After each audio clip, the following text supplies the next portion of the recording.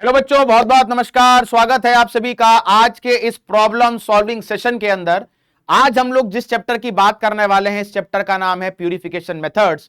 और आज के इस पूरे चैप्टर को अगर मैं एनसीईआरटी पॉइंट ऑफ व्यू से चर्चा में लाऊं तो यह चैप्टर आपको क्लास 11th में जो पार्ट 2 है केमिस्ट्री का, उसके अंदर some basic principle and technique के नाम से आपको यह चैप्टर दिखाई देगा। पर यह चैप्टर हम लोग प्यूरिफिकेशन मेथड्स के नाम से पढ़ते हैं। येट ये चैप्टर जितना स्कोरिंग है उतना काफी बच्चों को या कुछ बच्चों को मैं कह सकता हूं बोरिंग भी लग सकता है, क्योंकि इस पूरे चैप्टर में मेनली 3 से 4 सेगमेंट होते हैं जहां से सवाल आते हैं।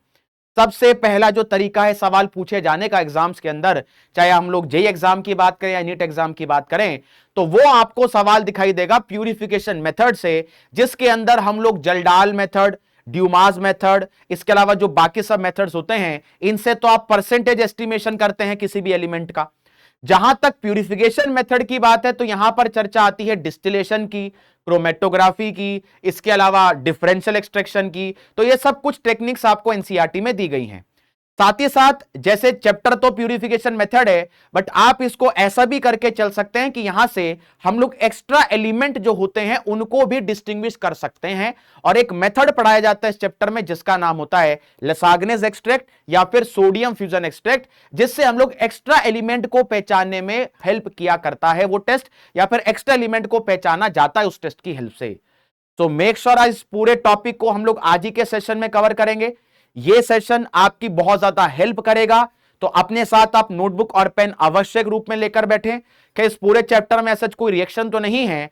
मेमोरी बेस्ड चैप्टर है, थ्योरेटिकल चैप्टर है, तो एक एक करके सवालों का सिलसिला शुरू करते हैं। आप ध्यान से बोर्ड पर देखते चलिएगा। और अगर आपने अभी तक अपनी अटेंडेंस मार्क नहीं की हो तो बेटा याद से, जैसे अपन लाइव में भी किया करते थे, तो यहां पर भी आपको अपनी अटेंडेंस मार्क करनी है। लास्ट में मैं आपको एक क्वेश्चन देकर जाऊंगा, उस क्वेश्चन का जवाब आप सभी को मुझे नीचे कमेंट सेक्शन में देना है। और आज इस चैप्टर से हमारा जो ऑर्गेनिक का सिलसिला है वो भी खत्म होने वाला है, यानी ये लास्ट चैप्टर होगा जो हमारी पूरी प्रॉब्लम सॉल्विंग सीरीज चल रही थी, जिसको हमने नाम ही दिया था अभ्यास का। तो स्टार्ट हमने आईयूपीएससी से किया था, कारवां बढ़ते बढ़ते बढ़ते आज पहुंचा है प्यूरिफिकेशन मेथड पर। आई होप आपको इन पूरी सीरीज की हेल्प से, खास तौर पर ऑर्गेनिक की जहां तक चर्चा करेंगे तो वहां कुछ आपको हेल्प मिली होगी, कुछ नए कॉन्सेप्ट आपने सीखे होंगे।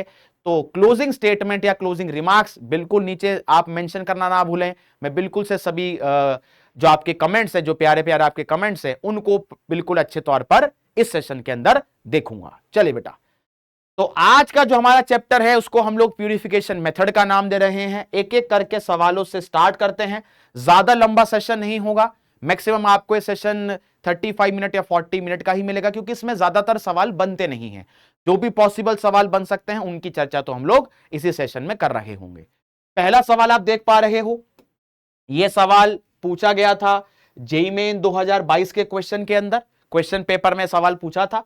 आपसे बोला गया था कि जो 4 स्ट्रक्चर आपको दिए हैं, इन चारों में ऐसा कौन सा स्ट्रक्चर है जो कि एक सेपरेटिंग फनल का काम कर सकता है। अब सेपरेटिंग फनल अगर आपको ना पता हो तो सेपरेटिंग फनल एक अपैरेटस होता है जिसको हम लोग इस्तेमाल करते हैं डिफरेंशियल एक्सट्रैक्शन नाम के प्यूरिफिकेशन टेक्निक में। मान लेते हैं आपके पास 2 कंपाउंड है, उनका एक मिक्सचर है, आपको दोनों को सेपरेट करना है। तो जो डिफरेंशियल एक्सट्रैक्शन होता है ये सॉल्युबिलिटी के प्रिंसिपल पे काम करता है। जैसे मान के चलते हैं एक आपके पास ए कंपाउंड है, एक आपके पास बी कंपाउंड है, इन दोनों का एक मिक्सचर है मेरे पास, मुझे दोनों को सेपरेट करना है। अब इन दोनों को सेपरेट करने के लिए मैं क्या करूंगा, एक ऐसा सॉल्वेंट डालूंगा। अब वो सॉल्वेंट वाटर भी हो सकता है, वो सॉल्वेंट आपका CCl4 भी हो सकता है। ऐसा सॉल्वेंट लेंगे जिस सॉल्वेंट में इनमें से एक तो ज्यादा सॉल्युबल हो और इनमें से एक सॉल्युबल ही ना हो। तो मान लेते हैं मैंने यहां पर सॉल्वेंट के तौर पर CCl4 ले लिया, एग्जांपल के तौर पर लेके चलते हैं। CCl4 को क्या करेंगे, एक सेपरेटिंग फनल होती है जिसकी फोटो आपको ये दिखाई दे रही है। इसमें क्या होता है, मान लेते हैं इसके अंदर आपने A डाला, इसी के अंदर आपने B डाला, और इसी के अंदर आपके पास CCl4 भी था। मतलब A और B तो खैर नहीं डाल रहे, A और B का मिक्सचर डाल रहे हैं, मैं ये कहना चाह रहा हूं। ऊपर आपने किसको ऐड किया, CCl4 को। अब मान लेते हैं ये एक कंपाउंड ऐसा है जो CCl4 में ज्यादा सॉल्युबल है और B CCl4 में सॉल्युबल ही नहीं है। तो जैसे ही आपने मिक्सचर डाला होगा, जैसे ही आपने CCl4 डाला होगा, हम लोग इस सेपरेटिंग फनल को शेक करेंगे। शेक करने से क्या होगा, ए के जो कंपाउंड है, जो ए के एटम है, जो अभी मिक्सचर की फॉर्म में प्रेजेंट है, वो धीरे धीरे करके CCl4 में जाना शुरू करेंगे और आपको यहां पर दो डिफरेंट लेयर देखने को मिलेगी। तो जिस सॉल्यूशन की डेंसिटी ज्यादा होगी वो आपको नीचे की तरफ दिखाई देगी, ऑब्वियस सी बात है, और जिसकी डेंसिटी कम रही होगी वो आपको जस्ट इसके ऊपर दिखाई देगी। यहां से हम लोग नॉब को ओपन करेंगे, नोब को ओपन करते ही जो ज्यादा हाईली डेंसर सॉल्यूशन है उसको यहां से बाहर निकाल लेंगे, और जिसकी डेंसिटी कम रही होगी वो ऑटोमेटिक सी बात है आपका इसके अंदर रह जाएगा। तो इस बेसिस पर हम लोग दोनों को सेपरेट कर सकते हैं, दोनों को सेग्रीगेट कर सकते हैं। तो अगर करेक्ट ऑप्शन की बात करेंगे तो इस क्वेश्चन का जो करेक्ट आंसर आएगा वो ए ऑप्शन होगा। आई थिंक आप मेरी बात समझ गए होंगे। इसके पीछे का बेसिक प्रिंसिपल जो है that is difference in solubility. चलिए अगला सवाल बहुत इंटरेस्टिंग सवाल है, मतलब नॉर्मली इस तरह के सवाल आपको दिखाई देंगे एग्जाम्स में, अगर इस चैप्टर के सवाल आएंगे तो इसी तरह के आपको कुछ क्वेश्चंस दिखाई देंगे। यहां पर एक और अपैरेटस आपको दिखाया गया है, इसको हम लोग कॉलम कहते हैं, सेपरेटिंग कॉलम इसको कहा जाता है, और ये एक टेक्निक होती है जिसको हम लोग कॉलम क्रोमेटोग्राफी कहते हैं। एक टाइप का आप कह सकते हैं पार्टीशन क्रोमेटोग्राफी। जैसे जो क्रोमेटोग्राफी है वो नॉर्मली दो टाइप की होती है। अगर आप एक नीट एस्पिरेंट है तो आपको इस टेक्निक के बारे में तो बायो के अंदर भी पढ़ाया जाता है। क्लोरोफिल के कलर्ड पिगमेंट को सेपरेट करने के लिए सबसे पहले इस टेक्निक को यूज किया गया था, है ना। तो क्रोमेटोग्राफी जो है वो किस पे काम करती है, एड्सॉर्प्शन के प्रिंसिपल पर, तभी इसको हम लोग एड्सॉर्प्शन क्रोमेटोग्राफी भी कहते हैं। अब इस पूरे अपरेटस में तीन कंपाउंड हैं, ए बी और सी। सबसे नीचे सी है, उसके ऊपर बी है, उसके ऊपर ए है। हम लोग ए बी सी को सेपरेट करना चाहते हैं, यानी चाहे वो पीछे वाला सवाल रहा हो चाहे ये सवाल रहा हो, दोनों का बेसिक एजेंडा क्या है, separation of a mixture. Mixture को सेपरेट करना है डिफरेंट कंपोनेंट में, हम लोग वही करना चाह रहे हैं। इसका मतलब जो सबसे नीचे आपको दिख रहा है सी, ये सबसे पहले बाहर निकलेगा, उसके बाद बी आएगा, उसके बाद ए आएगा। तो जो कॉलम क्रोमेटोग्राफी है वो एड्सॉर्प्शन के प्रिंसिपल पे काम करता है। दरअसल में आपको पता होना चाहिए कि एक तो यहां पर स्टेशनरी फेज होता है, एक मोबाइल फेज होता है। स्टेशनरी फेज नॉर्मली सिलिका होता है, मोबाइल फेज आपका कोई भी एक सॉल्वेंट होता है। अब अगर मान लेते हैं आपने इस कॉलम के अंदर पहले सिलिका भर दी जो कि स्टेशनरी फेज था, उसके ऊपर आपने उस मिक्सचर को डाला जिसको आप सेपरेट करना चाहते हो, उसके बाद डालेंगे मोबाइल फेज को। तो मोबाइल फेज क्या करेगा, जो आपका मिक्सचर है उसमें अलग अलग कंपोनेंट है, तो डिपेंडिंग अपॉन देयर पोलैरिटी वो अलग अलग टाइम पर इससे बाहर आने की कोशिश करेंगे। यानी अगर मैं इस पूरे टेक्निक के प्रिंसिपल की बात करूं ना तो इसका एक ही प्रिंसिपल होता है विच इज एडसॉर्प्शन। एडसॉर्प्शन के प्रिंसिपल पे ये काम करता है, यानी जो जितना ज्यादा पोलर है उतना देर में बाहर निकलता है, क्योंकि सिलिका खुद भी पोलर है। अब मान लो एक कंपाउंड ज्यादा पोलर है तो वो बेटर इंटरेक्ट करेगा सिलिका के साथ, तो सिलिका और एक कंपाउंड के बीच में इंटरेक्शन अच्छा है तो सिलिका ए को जाने ही नहीं देगा रिएक्शन मिक्सचर से बाहर, क्योंकि वो दोनों ही पोलर है। इसका मतलब जो पहले निकलता है उसकी पोलैरिटी कम होती है, इसका मतलब वो उतना ही लेस एड्सॉर्ब होता है। तो सी को मैं कह सकता हूं सबसे पहले बाहर आ रहा है। सर आपको कैसे पता चला सी सबसे पहले बाहर आ रहा है? बेटा सबसे नीचे बनाकर दिया है ना, इसका मतलब जब आप यहां से नॉब खोलोगे तो सबसे पहले तो सी बाहर निकलेगा। उससे ज्यादा पोलर कौन है? बी, और सबसे ज्यादा पोलर आपका ए है, क्योंकि ए सबसे बाद में बाहर आएगा। इसका मतलब ए ने सिलिका जो कि स्टेशनरी फेज है उसके साथ एक बेटर बॉन्ड बना लिया होगा, उसका निकलना सबसे बाद में होगा। अब इस सवाल में आपसे बोला गया है कि इनकरेक्ट स्टेटमेंट बताइए। इनकरेक्ट स्टेटमेंट कौन कौन सी? आइए जरा एक करके टिक करते बोर्ड पर देखिएगा। सबसे पहले कंपाउंड सी ज्यादा पोलर है ए और बी से, ये तो इनकरेक्ट है भाई, सी ही तो सबसे लेस पोलर है ए और बी से। अच्छा, कंपाउंड ए लीस्ट पोलर है, ये तो सबसे ज्यादा पोलर है।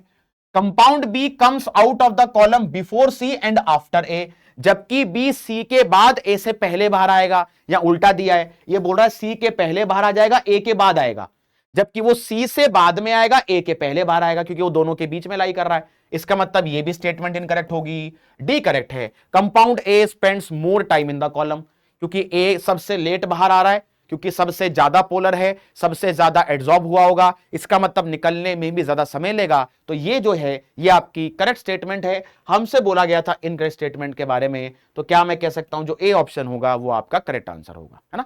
चलिए साहब, बहुत बढ़िया। अगला सवाल, using column chromatography mixture of two compound A and B was separated. A और बी को सेपरेट किया गया है कॉलम क्रोमेटोग्राफी से। ए इल्यूटेड फर्स्ट, इल्यूटेड का मतलब होता है कि बाहर कौन आएगा कॉलम के। एक जैसे दो इसमें शब्द होते हैं, एक तो होता है इल्यूएंट जिसको मोबाइल फेस कहते हैं, और एक होता है आपका इल्यूशन। इल्यूजन नहीं, इल्यूशन, ELUTION। इल्यूशन का मतलब है कौन सा कंपाउंड सबसे पहले कॉलम के बाहर आएगा। जैसे पीछे वाले सवाल में अगर आप डायग्राम चेक करोगे तो सी सबसे नीचे आपको दिख रहा था, सी सबसे नीचे आपको दिख रहा था, तो सी का इल्यूशन सबसे पहले होगा, ए का सबसे देर में होगा। तो सेम वो कह रहा है, यानी ए जो है वो सबसे पहले बाहर आ रहा है, बी सबसे पीछे बाहर आ रहा है। अब आप चेक करोगे ऑप्शन में आपको आरएफ दिया है। आरएफ का मतलब होता है रिटार्डेशन फैक्टर या रिटेंशन फैक्टर।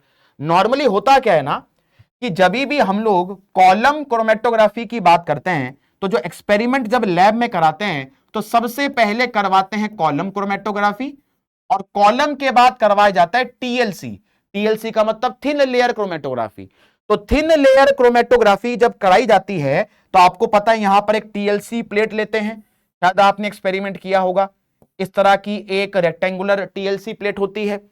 टीएलसी प्लेट के अंदर होता क्या है, यहां पर हम लोग पेंसिल से एक बेस लाइन बनाते हैं और यहां पर एक सॉल्वेंट फ्रंट बनाते हैं, है ना। ये सब चर्चाएं आपने अगर की हैं, नहीं की हैं तो आप अगर YouTube पे ही सर्च करेंगे POC वन शॉट तो आपको एक लेक्चर मिल जाएगा, आप वहां से देख सकते हैं, है ना। वहां पर ऑलरेडी मैंने कराया रखा है।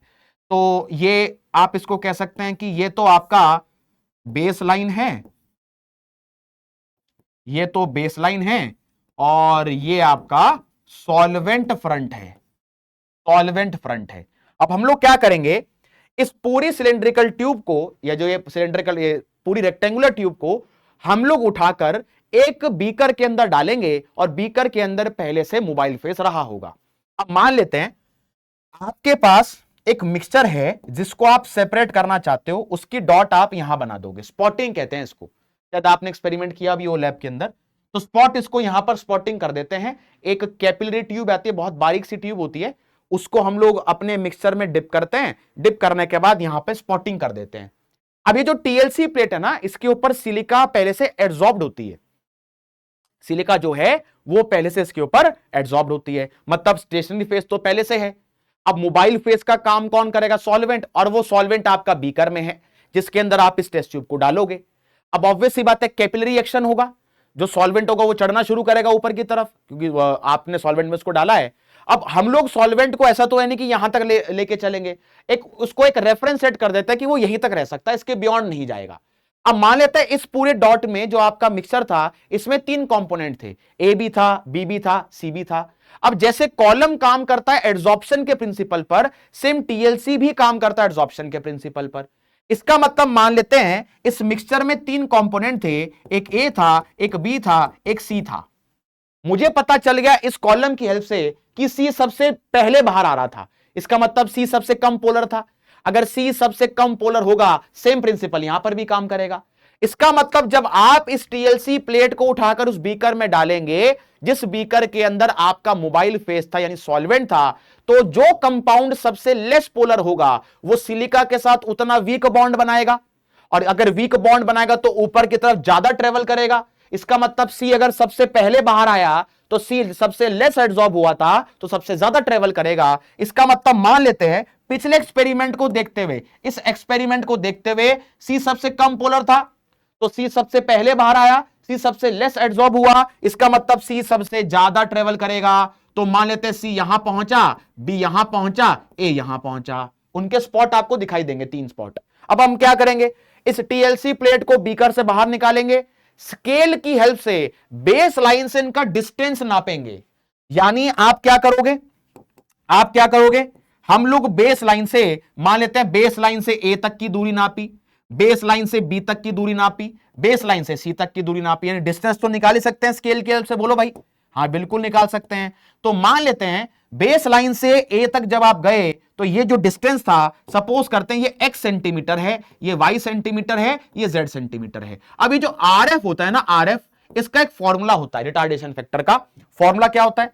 Distance travel by solvent, distance by substance, यानी सब्सटेंस ने कितना डिस्टेंस ट्रेवल किया, और इसको डिवाइड कर देते हैं distance travel by solvent, solvent जो कि मोबाइल फेज था। अब ऑब्वियस सी बात है, जो हम लोग डिस्टेंस नाप रहे हैं वो सेंटीमीटर में होगा, तो ये भी सेंटीमीटर में होगा, ये भी सेंटीमीटर में होगा। तभी कहा जाता है कि जो आरएफ है वो एक यूनिटलेस क्वांटिटी है, इसकी कोई यूनिट नहीं है, रेशो है ना भाई ये तो। अब आप सोचो सबसे ज्यादा डिस्टेंस किसने ट्रेवल किया? सी ने। सी ने अगर डिस्टेंस ज्यादा ट्रेवल किया, इसका मतलब आरएफ की वैल्यू उसकी हाई रही होगी। तो आप तीनों में कुछ कोरिलेशन देख पा रहे हो? क्या कोरिलेशन देख पा रहे हैं? आरएफ जिसका ज्यादा है, आरएफ कब ज्यादा होगा? जब न्यूमरेटर ज्यादा होगा। न्यूमरेटर कब ज्यादा होगा? जब सी ज्यादा ट्रेवल करेगा। इसका मतलब अगर सी ज्यादा ट्रेवल कर रहा है तो क्या मैं कह सकता हूं कि वो उतना ही लेस पोलर है? और अगर वो उतना ही लेस पोलर है तो क्या मैं कह सकता हूं वो उतना ही लेस एड्सॉर्ब हुआ है? तो ये एक ऐसा प्रिंसिपल है जो मेजॉरिटी सवाल आपके करवा देगा अगर वो टीएलसी या फिर कॉलम के ऊपर पूछेगा। सेम चीज यहां पूछी थी, आपसे कहा कि ए पहले बाहर आ रहा है, बी उसके बाद बाहर आ रहा है। अगर ए पहले बाहर आ रहा है तो आप इधर वाले ए को इधर वाले सी से कोरिलेट करो। अगर ए पहले बाहर आएगा इसका मतलब ए लेस पोलर है। अगर ए लेस पोलर है इसका मतलब वो ज्यादा डिस्टेंस ट्रेवल करेगा, इसका मतलब उसकी आरएफ की वैल्यू ज्यादा होगी। तो हायर आरएफ वीकर एड्सॉर्प्शन, जितना आरएफ ज्यादा उतना वो कम एड्सॉर्ब होगा। तो उसका जो करेक्ट आंसर होगा that will be option number C. क्या आपको बात समझ में आई क्या? चलिए साहब बहुत बढ़िया। चलिए अब देखो भाई ने ये पूछ लिया, थिन लेयर क्रोमेटोग्राफी आपको कराई गई है, एक टीएलसी प्लेट दी गई है, एक मिक्सचर दिया गया है, पूछा है करेक्ट ऑर्डर ऑफ इल्यूशन बताओ in the silica gel column chromatography. इसका मतलब इस टीएलसी प्लेट की हेल्प से आप ये बताओ कि जब हम लोग इस पूरे मिक्सचर को कॉलम के अंदर डालेंगे, इस डायग्राम की हेल्प से समझाओ पहले कौन बाहर आएगा, सबसे लेट कौन बाहर आएगा। तो आप ये चीज चेक करो ना, ये तो आपकी वो सॉल्वेंट की, ये तो आपका बेस की लाइन थी, है ना। अब मुझे बताओ सबसे ज्यादा डिस्टेंस किसने ट्रेवल किया। अगर मैं आपसे पूछूं बेटा आरएफ की वैल्यू बता किसकी सबसे ज्यादा है, तो आरएफ की वैल्यू तो ए की सबसे ज्यादा होगी, फिर सी की होगी, फिर बी की होगी। इसका मतलब अगर ये आरएफ की वैल्यू है तो अगर मैं आपसे पूछूं बेटा पोलैरिटी का ऑर्डर बता जरा, ज्यादा पोलर कौन होगा, तो आप कहोगे सर ज्यादा पोलर तो बी है, बी के बाद सी है, सी के बाद ए है, ए सबसे कम पोलर है। तो यही ऑर्डर पोलैरिटी का है, यही ऑर्डर एड्सॉर्प्शन का है। इसका मतलब बी सबसे ज्यादा पोलर है तो ज्यादा एड्सॉर्ब होगा, ज्यादा एड्सॉर्ब हुआ इसका मतलब सबसे देर में बाहर आएगा। तो सबसे जल्दी बाहर कौन निकलेगा? आपसे पूछा है आप बताओ करेक्ट ऑर्डर ऑफ इल्यूशन, सबसे पहले कौन बाहर आएगा? जो सबसे कम पोलर है। इसका मतलब ए के बाद सी के बाद बी। तो क्या मैं कह सकता हूं ए ऑप्शन करेक्ट हो जाएगा? बोलो भाई, क्योंकि ए लेस पोलर है। कैसे पता लगा भाई? उसकी आरएफ की वैल्यू ज्यादा है, ये ज्यादा डिस्टेंस ट्रेवल किया, उसके बाद सी किया, उसके बाद बी किया। कोई ज्यादा डिस्टेंस तभी तो ट्रेवल करेगा जब वो लेस एड्सॉर्ब है, जब उसको कोई पीछे खींचने वाला कोई नहीं है तभी तो आगे ज्यादा भागेगा। और पीछे खींचने वाला कौन है? सिलिका। सिलिका क्यों खींच रहा है? क्योंकि वो पोलर है। कंपाउंड जितना ज्यादा पोलर होगा उतना ज्यादा खींचेगा सिलिका, उतना ज्यादा आगे जाने से रोकेगा, उतना कम आरएफ होगा, उतना ज्यादा पोलर होगा।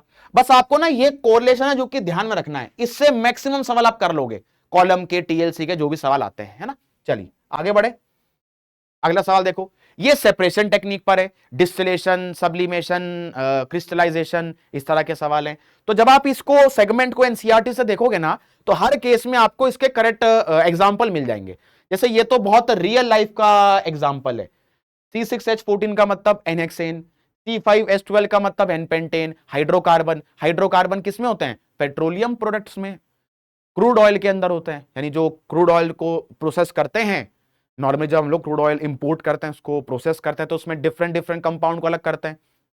तो कौन सी टेक्निक का यूज करते हैं? Fractional distillation. ये तो रियल लाइफ टेक्निक है। मतलब जो आपकी कार के अंदर या बाइक के अंदर या स्कूटी के अंदर जो भी पेट्रोल होता है, जो भी डीजल होता है, जो भी केरोसिन होता है, वो दरअसल में इंडिया जो भी इंपोर्ट करता है वो सीधा डीजल पेट्रोल थोड़ी करता है, क्रूड ऑयल करता है।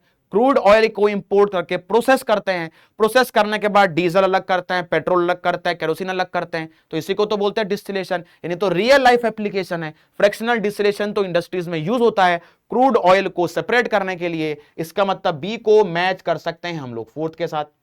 अच्छा साहब, इसके बाद एनिलीन प्लस वाटर, यह आपने देखा होगा, एनिलीन प्लस वाटर को हम लोग यूज कर सकते हैं स्टीम डिस्टिलेशन में। ये सेट एग्जांपल आपको दिए गए। इसका मतलब अगर मैं कहूं बी का मैच 4 है तो आप चेक कर लो, बी का मैच 4 तो ऑप्शन तो आपका बी ही आ गया।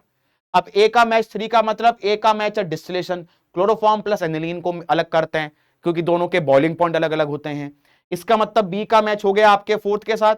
सी का मैच है first, aniline plus water steam distillation से अलग करते हैं, और लास्ट में क्या है, ऑर्गेनिक कंपाउंड प्लस वाटर, यानी तो डिफरेंशियल एक्सट्रैक्शन है। शेक करेंगे, जिसकी डेंसिटी ज्यादा होगी वो नीचे होगा, सेपरेट हो जाएगा, है ना। तो आपका बी ऑप्शन करेक्ट हो गया।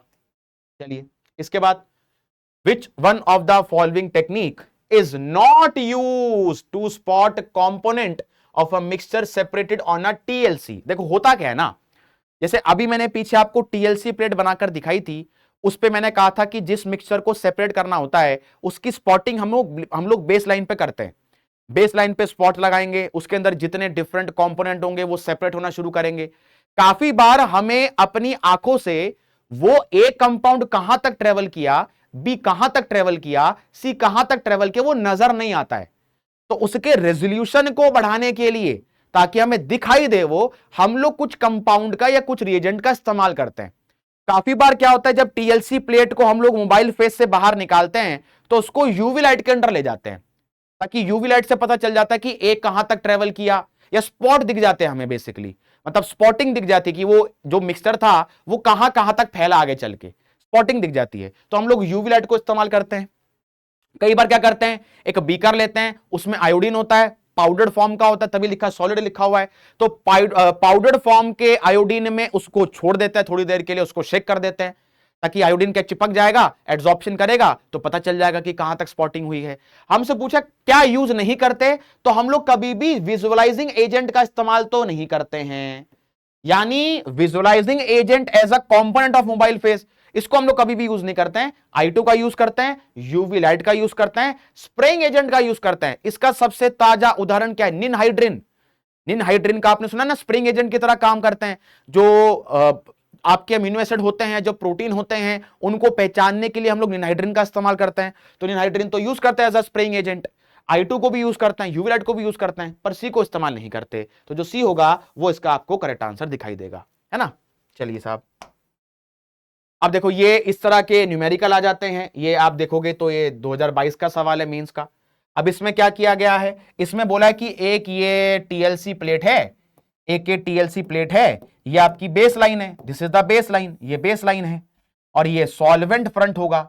अब आपसे क्या बोला गया है, आपसे क्या बोला गया है कि डिस्टेंस ट्रेवल किया सॉल्वेंट ने 3.25 सेंटीमीटर, ए ने किया 2.08 और बी ने कितना किया 1.05। तो अगर मुझे आरएफ निकालना है ए का और अगर मुझे आरएफ निकालना है बी का, तो सिंपल तरीका है, अभी मैंने आपको बताया आरएफ ए कैसे निकालेंगे, जितना ए ने ट्रेवल किया डिवाइडेड बाय जितना सॉल्वेंट ने ट्रेवल किया। ए ने कितना ट्रेवल किया 2.08 डिवाइडेड बाय 3.25, यहां से आपकी वैल्यू आ जाएगी। बी ने कितना ट्रेवल किया 1.05, टोटल सॉल्वेंट ने कितना ट्रेवल किया 3.25, डिवाइड मार दो, आपका आरएफ ए का आ जाएगा, आरएफ बी का आ जाएगा। हमसे क्या पूछा है, रेशो बताओ आरएफ ए और आरएफ बी की। इसका मतलब अगर मुझे रेशो निकालनी है तो आप इसको पूरा सॉल्व ही मत करो, क्योंकि डिस्टेंस ट्रेवल बाय सॉल्वेंट तो दोनों में कॉमन है, वो तो कट ही जाएगा। इसका मतलब अगर मुझे ए टू बी की रेशो निकालनी है तो क्या मैं कह सकता हूं 2.08 डिवाइडेड बाय 1.05 आ जाएगा, ये आपका आंसर होगा रेशो का, क्योंकि ये तो दोनों कट ही जाएंगे, नीचे वाला पार्ट। समझ पा रहे हो ना आप। चलिए बहुत बढ़िया। अब देखिए, ये देखो सेम टाइप का, मतलब बहुत ना सेट पैटर्न तरीके के सवाल आते हैं इस पूरे टॉपिक में। आप देखोगे फिर से मैच द लिस्ट टाइप का सवाल है, जिसमें क्लोरोफॉर्म और एनिलीन और वाटर तो बहुत फेवरेट है एग्जामिनर के। क्लोरोफॉर्म एनिलीन को कैसे यूज करते हैं, अभी मैंने आपको जस्ट बताया था, डिस्टिलेशन में इस्तेमाल करते हैं, और वाटर और एनिलीन को हम लोग स्टीम डिस्टिलेशन में इस्तेमाल करते हैं। इसका मतलब क्या मैं कह सकता हूं कि जो सी होगा वो फर्स्ट से मैच कर जाएगा और जो ए होगा वो थर्ड से मैच कर जाएगा। आप इसी से आंसर टिक कर पाओगे। ए का 3 सी का 1 आप चेक कर लो, ए का 3 होगा सी का 1 होगा, ए का 3 सी का 1, तो क्या मैं कह सकता हूं डी ऑप्शन करेक्ट हो गया। बी का 4 एक बार चेक भी कर लेते हैं, हाँ नेप्थलीन और बेंजोइक एसिड को रिक्रिस्टलाइजेशन से अलग करते हैं, और डी का मैच है सेकंड यानी सब्लिमेशन। इस तरह से आप मैच कर सकते हो। मतलब अगर आपको किन्हीं दो का भी आइडिया है तो आप तीसरे वाले का चौथे वाले का आइडिया लगा पाएंगे, है ना। चलिए इसके बाद एक ये सवाल देखो, आपको इसको खैर डिस्कस करने की जरूरत नहीं होनी चाहिए, फिर भी एक बार जरा पढ़ लेते हैं क्या दिया है। आपको एक टीएलसी प्लेट दी गई है और ए एड्सॉर्ब हो रहा है टीएलसी ग्लास प्लेट पर, हमें ए का रिटार्डेशन फैक्टर निकालना है। तो सिंपल सी बात है, बस इसमें सोचने की एक चीज थी। हाँ देखो एक इंटरेस्टिंग बात देखिएगा इस सवाल में, बस वो ना सेंटीमीटर सेंटीमीटर खेलना चाह रहा है आपसे और कुछ नहीं। मुझे एक बात बता बेटा, ये जो पूरा टीएलसी प्लेट है, टीएलसी प्लेट आपको दी गई 6 सेंटीमीटर की, इसका मतलब ये पूरा का पूरा जो लेंथ है ये 6 सेंटीमीटर है। हम लोग जो भी डिस्टेंस निकालते हैं ध्यान रखिएगा, चाहे सॉल्वेंट ने कितना ट्रेवल किया हो, चाहे कंपोनेंट ने कितना ट्रेवल किया हो, हमेशा बेस लाइन से निकालते हैं। इसका मतलब 6 सेंटीमीटर तो पूरी टीएलसी प्लेट है, तो क्या इतना पार्ट तो आपका 0.5 हट ही जाएगा। इसका मतलब यहां से नापूंगा यहां तक, तो क्या मैं कह सकता हूं यहां से यहां तक की जो दूरी होगी वो 5 सेंटीमीटर होगी। अरे कह सकता हूं ना भाई, क्योंकि 0.5 तो ये कम हो गया, 0.5 ये कम हो गया, सॉल्वेंट फ्रंट तक ही जाते हैं अपन तो। अब बस आपको क्या बताना था, आरएफ ए का कितना होगा, अब आप खुद चेक कर लो। आरएफ ए का निकालना है, कितना डिस्टेंस ट्रेवल किया है, देखो 3.5 सेंटीमीटर तो यहां से यहां तक का दिया है, हमें कहां से निकालना होता है बेस लाइन से, तो 0.5 माइनस कर दो। इसका मतलब क्या मैं कह सकता हूं वैल्यू 3 आ गई। और सॉल्वेंट ने कितना ट्रेवल किया होगा, तो सॉल्वेंट ने यहां से लेकर यहां तक ट्रेवल किया होगा, तो वो 5 सेंटीमीटर आ गया, तो 3/5 हो गया, 3/5 हो गया। और आपको इसको वैल्यू को निकालना था 10 टू द पावर -1 में, तो 10 टू द पावर -1 में निकालना है, और ये कितना आ रहा है retardation factor of compound is 10 to the power -1, तो बस ठीक है। 3/5 कितना होगा बेटा, इसको आप नॉर्मली अगर डिवाइड मारोगे तो 0.6 आ जाएगा। इसका मतलब 6 इंटू 10 टू द पावर -1, तो 6 आपका आंसर आ जाएगा। इस तरह से सवाल पूछे जाते हैं। आई थिंक आप मेरी बात समझ पा रहे होंगे, है ना। तो ये बहुत सिंपल टॉपिक है, रिलेटिवली उतना ज्यादा टफ टॉपिक नहीं है। जैसे अगर मैं आपसे ये सवाल दिखाऊं, देखो स्टेटमेंट टाइप का पूछा, retardation factor can be measured in meter centimeter, incorrect statement है। रिटार्डेशन फैक्टर तो यूनिटलेस क्वांटिटी होती है, मीटर सेंटीमीटर में तो डिस्टेंस नापे जाते हैं सॉल्वेंट के या सब्सटेंस के या कंपोनेंट के। अच्छा, आरएफ की value remain constant in all solvent, ऐसा नहीं होता है। सॉल्वेंट का मतलब ना वो मोबाइल फेस की बात कर रहा है, मोबाइल फेस की बात कर रहा है। मोबाइल फेस आप चेंज करोगे तो आरएफ की वैल्यू भी तो चेंज होगी। मान लेते हैं आपने मोबाइल फेस के नाम पर एक बार लिया होता हेक्सेन, एक बार आपने उस हेक्सेन को चेंज करके कर दिया होता एसीटोनाइट्राइल। अगर दोनों कंपाउंड अलग है तो दोनों के ट्रेवल करने की टेंडेंसी भी तो अलग अलग होगी, दोनों के स्टेशनरी फेस पे एब्जॉर्ब होने की टेंडेंसी भी तो अलग अलग होगी। क्योंकि रिटार्डेशन फैक्टर निकालते समय एक जो कंपोनेंट होता है वो ये भी तो होता है कि कितना डिस्टेंस सॉल्वेंट ने ट्रेवल किया, तो सॉल्वेंट चेंज करेंगे तो उसका डिस्टेंस भी चेंज होगा, डिस्टेंस चेंज होगा तो उसका रिटार्डेशन फैक्टर भी चेंज होगा। इसका मतलब क्या मैं आरएफ निकालने जाऊं ए कंपाउंड का हेक्सेन में और उसी एक कंपाउंड का आरएफ निकालूं एसीटोनाइट्राइल में, क्या वो सेम आएगा? नहीं आएगा ना। तो वो यही पूछना चाह रहा है, वो कह रहे कि सेम आएगा। सेम क्यों आएगा? अगर सॉल्वेंट चेंज कर दोगे तो आरएफ की वैल्यू तो चेंज होगी, क्योंकि आरएफ चेंज होगा क्योंकि वो सॉल्वेंट का डिस्टेंस ट्रेवल चेंज हो जाएगा। इसका मतलब दोनों ही स्टेटमेंट इनकरेक्ट होगी। आप मेरी बात समझ पा रहे होंगे, है ना। चलिए साहब देखो, ये आपको बहुत सेट पैटर्न के तरीके मिलेंगे। इसमें भी आपसे पूछा है एक ही आरएफ वैल्यू निकालो, इसका आंसर सभी बच्चे नीचे कमेंट में बताएंगे भाई। ये आपका आज का होमवर्क है, कमेंट बॉक्स में आपको मुझे इसका आंसर बताना है। क्या इसका आंसर आएगा नीचे कमेंट में टाइप करना, मैं एक एक का चेक करूंगा, ध्यान रखिएगा, है ना। इसका आपको आंसर बताना है कि इसका करेक्ट आंसर क्या आएगा। चलिए इसके बाद देखो जरा, अच्छा एक सेगमेंट इसमें ऐसा होता है जिसमें आपको एक्स्ट्रा एलिमेंट का डिटेक्शन करना होता है, जिसको हम लोग सोडियम फ्यूजन एक्सट्रैक्ट कहते हैं या फिर लेसाग्नेज एक्सट्रैक्ट करते हैं, जिसका मेन पर्पस क्या होता है कि अगर आपके पास कोई अननोन कंपाउंड है उनमें कितने एक्स्ट्रा एलिमेंट है उनको चेक करना। जैसे एक्स्ट्रा एलिमेंट क्या होते हैं, कार्बन HO के अलावा जो बाकी एलिमेंट होते हैं उनको हम लोग एक्स्ट्रा एलिमेंट कहते हैं, यानी element apart from carbon hydrogen and O are known as extra element. अब मान लो आपके पास कोई कंपाउंड है, उसमें नाइट्रोजन प्रेजेंट हो, नाइट्रोजन हो सकता है, सल्फर हो सकता है, हेलोजन हो सकता है, फास्फोरस हो सकता है। नॉर्मली यही 4 एक्स्ट्रा एलिमेंट के तौर पर प्रेजेंट होते हैं। नाइट्रोजन को, सल्फर को, हेलोजन को, फास्फोरस को चेक करने के लिए हम लोग इनका पहले आयनिक कंपाउंड फॉर्म करते हैं, क्योंकि आपको पता है ना ऑर्गेनिक कंपाउंड सारे कोवलेंट होते हैं। अब कोवलेंट कंपाउंड में किसी एलिमेंट को डिटेक्ट करना मुश्किल होता है क्योंकि वो कोवलेंटली बॉन्डेड है, आयंस का एस्टिमेशन आसान होता है। तो पहले क्या करते हैं, सोडियम फ्यूजन एक्सट्रैक्ट की हेल्प से हम लोग किसी भी ऑर्गेनिक कंपाउंड को उसके आयनिक फॉर्म में कन्वर्ट करते हैं। जैसे मान लो आपके पास कोई अननोन ऑर्गेनिक कंपाउंड है ना, हमारे लिए तो अननोन ही है क्योंकि हम लोग तो चेक करना चाह रहे हैं। अब आपके पास सपोज करते हैं कोई अननोन ऑर्गेनिक कंपाउंड है और उसके अंदर जो एलिमेंट है वो नाइट्रोजन है सपोज, है ना। अब नाइट्रोजन जो उस ऑर्गेनिक कंपाउंड में होगा वो तो कोवलेंटली बॉन्डेड होगा, तो पहले मुझे क्या करना पड़ेगा, इसको आयनिक में कन्वर्ट करना पड़ेगा, क्योंकि कोवलेंट बॉन्डिंग या कोवलेंटली बॉन्डेड कंपाउंड में आयन को पहचानना मुश्किल होगा, एटम को पहचानना मुश्किल होगा। तो पहले इसको आयन में कन्वर्ट करते हैं, और आयन में कन्वर्ट करने के लिए हम लोग जो टेस्ट का इस्तेमाल करते हैं उसी को बोलते हैं सोडियम फ्यूजन एक्सट्रैक्ट, जिसको आप लसाग्नेस एक्सट्रैक्ट भी कहते हो। इसी को तो बोलते हैं सोडियम फ्यूजन एक्सट्रैक्ट, जिसमें आपको पता है हम लोग इसको सोडियम की प्रेजेंस में ट्रीट करते हैं। अब सोडियम की प्रेजेंस में जब ट्रीट करते हैं तो ये सभी आयनिक कंपाउंड में कन्वर्ट हो जाते हैं। जैसे मान लेते हैं नाइट्रोजन है, तो नाइट्रोजन को कन्वर्ट कर देते हैं NaCN में, ताकि साइनाइड बन जाएगा तो आयनिक कंपाउंड होगा। सल्फर को कन्वर्ट कर देते हैं Na2S में, X को कन्वर्ट कर देते हैं NaX में, इसको कन्वर्ट कर देते हैं फॉस्फो अमोनियम मोलिबडेट में, है ना। इस तरह का एक स्ट्रक्चर बनता है फॉस्फो अमोनियम मोलिबडेट का। तो यानी इनको पहले ना आयनिक कंपाउंड में कन्वर्ट करते हैं क्योंकि आयन का एस्टिमेशन आसान होता है। अब आपसे पूछा है कि बताओ कौन सा कंपाउंड बनेगा अगर आपके मॉलिक्यूल में सल्फर है, तो अब ये सोडियम नाइट्रोप्रोसाइड टेस्ट किया जाता है सल्फर के एस्टिमेशन के लिए। जैसे अगर मुझे सल्फर को एस्टिमेट करना है तो मैं 2 ही टेस्ट यूज कर सकता हूं। एक तो आपको पता है लेड एसीटेट, जिससे PBS बनता है, जिसके ब्लैक PPT होते हैं।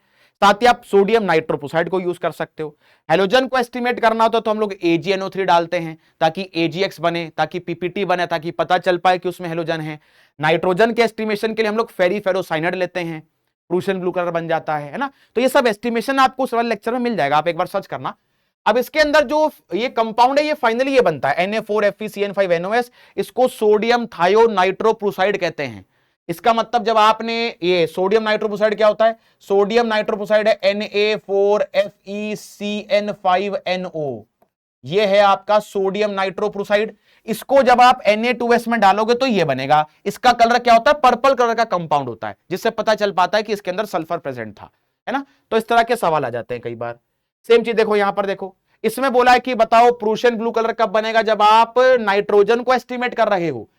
पोटेशियम फेरोसाइनाइड सॉल्यूशन है तो ये नाइट्रोजन का एस्टिमेशन होता है, इसमें बनता है फेरीफेरोसाइनाइड, जिसका मॉलिक्यूलर फॉर्मूला होता है Fe4FeCN6 का होल थ्राइस। ये यहां से बनकर आता है ना।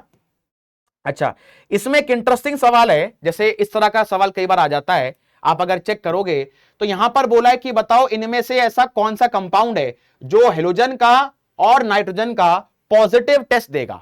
अब आप सोचो, अगर वो ऑर्गेनिक कंपाउंड है तो उसमें कार्बन तो होना ही चाहिए ना। टेस्ट तो हम लोग ऑर्गेनिक कंपाउंड का कर रहे हैं, कोवलेंटली बॉन्डेड कंपाउंड का कर रहे हैं। इसमें क्या कार्बन है? नहीं। इसमें क्या कार्बन है? नहीं। इसमें क्या कार्बन है? हाँ। नाइट्रोजन है? हाँ। सल्फर है? हाँ। मतलब क्लोरीन है? हाँ। इसमें कार्बन ही नहीं है, इसका मतलब सी का टेस्ट पॉजिटिव आएगा। अभी मैंने आपको बताया ना कि नाइट्रोजन को एस्टिमेट करना है तो कन्वर्ट किस में करेंगे, साइनाइड में। यानी नाइट्रोजन को एस्टिमेट करने के लिए अगर आपके पास मान लेते हैं कोई अननोन कंपाउंड है, उसमें नाइट्रोजन है, आप चेक करना चाहते हैं क्या उसमें नाइट्रोजन है, क्वेश्चन मार्क, तो आप क्या करोगे, आप इसको सोडियम के साथ ट्रीट करोगे, क्योंकि सोडियम फ्यूजन एक्सट्रैक्ट में हम लोग यही काम करते हैं, कोवलेंट कंपाउंड को आयनिक में कन्वर्ट करते हैं। जैसे ही आपने रिएक्शन कराई सबसे पहले क्या बनेगा, NaCN। अब NaCN बनाने के लिए तो कार्बन तो चाहिए ना, अब इनमें तो कार्बन ही नहीं है तो कैसे बनेगा साइनाइड। इकलौता यही तो कंपाउंड है जिसमें कार्बन है, तो यही टेस्ट दिखाएगा दोनों पॉजिटिव। आप मेरी बात समझ पा रहे होंगे, है ना। चलिए साहब, इसके बाद देखो, उसके बाद देखो, हाँ ये चीज जो मुझे डिस्कस करने देखो ध्यान से। इसमें ना NCERT में हेलोजन्स को लेकर एक टेस्ट दिया गया है, थोड़ा सा जरा डिटेल में समझते हैं, आप बोर्ड पर देखिएगा। मान लेते हैं आपके पास जो कंपाउंड आया वो NaF है, मतलब आप हेलोजन को एस्टिमेट करना चाह रहे हो। हेलोजन तो 4 तरीके के हो सकते हैं, फ्लोरीन, क्लोरीन, ब्रोमीन, आयोडीन। तो हमारे पास एक बार NaF है, एक बार NaCl है, एक बार NaBr है और एक बार NaI है। हमने इन चारों की रिएक्शन करवाई किसके साथ? Silver nitrate. मतलब अगर आपको हेलोजन को एस्टिमेट करना है ना, हेलोजन को एस्टिमेट करने का एक ही तरीका होता है, आप उसके अंदर सिल्वर नाइट्रेट डालो, silver nitrate, silver nitrate, silver nitrate. तो ये क्या बनेगा? पहले केस में AgF बनेगा, दूसरे केस में AgCl बनेगा, तीसरे केस में AgBr बनेगा, चौथे केस में AgI बनेगा। अब AgF तो क्या है? सॉल्यूबल कंपाउंड है, इसके तो प्रेसिपिटेट नहीं बनते, पर AgCl के आपको पता है व्हाइट प्रेसिपिटेट बनते हैं, व्हाइट PPT। AgBr के बनते हैं pale yellow PPT, pale yellow PPT, और AgI के बनते हैं येलो PPT, इसके येलो PPT बनते हैं। तो इस तरह से हम लोग हेलोजन को एस्टिमेट कर सकते हैं। पर दिक्कत क्या होती है ना, जब भी हेलोजन का एस्टिमेशन होता है तो यहां पर जो नाइट्रोजन है, जो नाइट्रोजन है, नाइट्रोजन एंड सल्फर यहां पर इंटरफेयर करते हैं पहचानने में, मतलब ये रुकावट पैदा करते हैं। कैसे? मुझे एक बात बताओ, मान लेते हैं आपके पास कोई कंपाउंड था, आप उस कंपाउंड में हेलोजन को चेक करने जा रहे थे, आपने उसमें सिल्वर नाइट्रेट डाल दिया। अगर आपने हेलोजन के एस्टिमेशन से पहले नाइट्रोजन सल्फर को नहीं हटाया, जो इंटरफेयरिंग एलिमेंट हो सकते हैं, तो वो दिक्कत क्या करेंगे, मैं रिएक्शन के से आपको समझा रहा हूं, बहुत ध्यान से देखिएगा। नाइट्रोजन जो प्रेजेंट होगा बेटा वो NaCN की फॉर्म में ही तो होगा, सल्फर जो प्रेजेंट होगा वो Na2S की फॉर्म में होगा। दोनों की रिएक्शन आप करा दो AgNO3 के साथ, मतलब आप क्या करा दो, आप तो सिल्वर नाइट्रेट ये सोचकर डालोगे ना कि मुझे AgF, AgCl, AgBr, AgI मिलेगा, ताकि मैं पता कर पाऊंगा कि हां इनमें हेलोजन है। पर मान लो उसमें नाइट्रोजन भी होता, आपने गौर नहीं किया, आपने हटाया ही नहीं, सीधी रिएक्शन चालू करा दी। तो सिल्वर नाइट्रेट इससे भी रिएक्शन करेगा, सिल्वर नाइट्रेट तो NaCN से भी करेगा। अगर सिल्वर नाइट्रेट ने NaCN से रिएक्शन की तो यहां पर AgCN बनेगा, यहां पर आपको पता है AgS बनेगा, और AgCN के PPT होते हैं व्हाइट। अब आप खुद सोचो, AgCN बन रहा है, उसके व्हाइट PPT हैं, AgCl के भी व्हाइट PPT है, तो व्हाइट कलर किसका बन रहा है आपको पता चलेगा कि वो साइनाइड की वजह से बन रहा है व्हाइट, किस क्लोरीन की वजह से बन रहा है। इसका मतलब इंटरफेयर कर रहा है ना, तो इंटरफेयर ना करे इसके लिए हम लोग पहले इनको हटाते हैं, और हटाने के लिए क्या करते हैं, इनकी रिएक्शन करवाते हैं सिल्वर नाइट्रेट, मतलब सिल्वर नाइट्रेट तो आप ले रहे हो, इसकी रिएक्शन करवाते हैं HNO3 के साथ, कॉन्संट्रेटेड नाइट्रिक एसिड लेते हैं, जिससे क्या होगा, जो NaCN होगा ये HCN की फॉर्म में निकल जाएगा, और जो Na2S होगा ये H2S की फॉर्म में निकल जाएगा, जिससे गैस होते हैं निकल जाते हैं तो इंटरफेयर नहीं करते, तो आप अच्छे से इनको चेक कर पाओगे। तो क्या मैं कह सकता हूं कि जो आपके साइनाइड है या सल्फाइड है ऑफ सोडियम, यानी ये साइनाइड ऑफ सोडियम या सल्फाइड ऑफ सोडियम, इसको हटाने के लिए हम लोग HNO3 को यूज करते हैं ताकि ये हमारी रिएक्शन में इंटरफेयर ना करे। आई थिंक आपको कोर इसका क्रक्स पता चल गया होगा कि किस तरह से अपन रिएक्शन कराते हैं। चलिए साहब, बहुत बढ़िया। अच्छा, अब आप देखो ये सेम सवाल आया, in Lassaigne's test when both nitrogen and sulphur are present in organic compound sodium thiocyanate is formed. अब मान लेते हैं आपके कंपाउंड में सल्फर भी है, नाइट्रोजन भी है, तो वो थायोसाइनेट की फॉर्म में एस्टिमेट होता है। जैसे अगर सिर्फ नाइट्रोजन है तो साइनाइड की फॉर्म में, अगर सल्फर ही है सिर्फ तो सल्फाइड की फॉर्म में, अगर हेलोजन ही है सिर्फ तो हलाइड की फॉर्म में, फॉस्फोरस है तो वो फॉस्फोमोलिबिडेट की फॉर्म में, अगर सल्फर भी है नाइट्रोजन भी दोनों एक साथ है तो थायोसाइनेट की फॉर्म में होता है। इसमें हम लोग Fe+3 का सॉल्यूशन डालते हैं, जिससे आपको ब्लड रेड PPT मिलते हैं, है ना। तो ये तो स्टेटमेंट सही है। If both nitrogen and sulfur are present in organic compound, then excess of sodium used in sodium fluoride extract will decompose the sodium thiocyanate form to give NaCN and N2S। बहुत सही है, यानी वो ये कहना चाह रहा है, मान लेते हैं आपके पास थायोसाइनेट है, इसमें सोडियम एक्स्ट्रा है, तो एक्सेस सोडियम को हमेशा कन्वर्ट किया जाता है सल्फाइड में और साइनाइड में। यानी यहां पर जो एक्सेस सोडियम है, आप देख रहे हो ना, sodium fusion will decompose the sodium thiocyanate, ये सोडियम थायोसाइनेट है, यानी जो एक्सेस सोडियम है उसको डिकम्पोज करना पड़ता है सल्फाइड में और साइनाइड में, ये कहना चाह रहे हैं। ये भी स्टेटमेंट आपकी जो है वो करेक्ट स्टेटमेंट होगी। तो आप एक काम कीजिएगा, ये जो एक सवाल मैंने आपको दिया है इसको सभी बच्चे याद से नीचे कमेंट सेक्शन में मुझे इसका जवाब देंगे, और मैंने कोशिश की कि इस पूरे टॉपिक में जो भी इंपॉर्टेंट कंसेप्ट पे सवाल बन सकते हैं उनकी चर्चा हम लोग कर लें। जैसे अगर मैं कंक्लूड करूं उस पूरे टॉपिक को, तो आप ऐसा कह सकते हैं कि पहला जो सेगमेंट है वो आपके प्यूरिफिकेशन टेक्निक का है, क्रोमेटोग्राफी, डिस्टिलेशन, क्रिस्टलाइजेशन, सब्लिमेशन उनका होता है। दूसरा जो इंपॉर्टेंट सेगमेंट होता है वो आते हैं आपके सवाल जो कि सोडियम फ्यूजन एक्सट्रैक्ट बेस्ड होते हैं, नाइट्रोजन को एस्टिमेट करो, सल्फर को करो, हेलोजन को करो। और जो तीसरा सेगमेंट होता है जो मैंने यहां डिस्कस नहीं किया है क्योंकि उसमें ऐसा कुछ डिस्कशन के लायक मुझे लगा नहीं, जिसके अंदर जल्डाल मेथड है, ड्यूमास मेथड है, तो आप एनसीईआरटी में उनके एक फॉर्मूला देखोगे परसेंटेज एस्टिमेशन के, उसके डायरेक्ट न्यूमेरिकल आपके पेपर में आते हैं। पर मुझे लगा कि जो पहले दो सेगमेंट है इसमें कंसेप्चुअल चीजें ज्यादा हैं, जैसे कॉलम के अंदर और टीएलसी के अंदर कैसे अपन आरएफ को पोलैरिटी से रिलेट करेंगे, कैसे उसको एड्सॉर्प्शन से रिलेट करेंगे, ये सब चीजें थी। ऐसे ही जो सोडियम फ्यूजन एक्सट्रैक्ट है उसमें कैसे इंटरफेरिंग एलिमेंट काम करते हैं, कैसे आपके हेलोजन को एस्टिमेट करने में एक हर्डल पैदा करते हैं, तो ये सब चर्चाएं हमने की। आई होप आपको सेशन पसंद आया होगा। तो जैसा मैंने सेशन के स्टार्टिंग में भी कहा था कि मुझे प्लीज बताना मत भूलिएगा कि जो पूरी सीरीज हमने रन की as far as organic chemistry as a subject is concerned, जहां पर हमने स्टार्ट आईयूपीएससी से किया था एंड हम लोग कर रहे हैं इसको पीओसी यानी प्यूरिफिकेशन मेथड से, तो आपको इस पूरी जर्नी में कुछ नया सीखने को मिला होगा, ऐसी मेरी पूरी उम्मीद है। तो ऑल द वेरी बेस्ट, बहुत नया कुछ हम लोग और आपके लिए लेकर आते रहेंगे, और क्या आपको नया चाहिए तो वो भी सजेशन देना मत भूलिएगा। वो भी कोशिश करेंगे कि आपकी प्रिपरेशन के लिए जो भी बेस्ट टू बेस्ट हो सकता है, चाहे वो प्रॉब्लम सॉल्विंग सीरीज रही हो, चाहे वो वन शॉट सेशन रहे हो, जो भी होगा बिल्कुल आप तक पहुंचाने की कोशिश करेंगे। तो मेक श्योर अपनी अटेंडेंस मार्क करनी मत भूलें। जल्दी मिलेंगे किसी और सेशन में, till then keep preparing and all the very best.